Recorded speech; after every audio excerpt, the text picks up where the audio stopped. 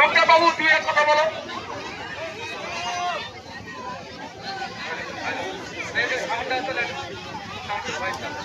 Hello hello hello check hello hello test hello hello hello check hello.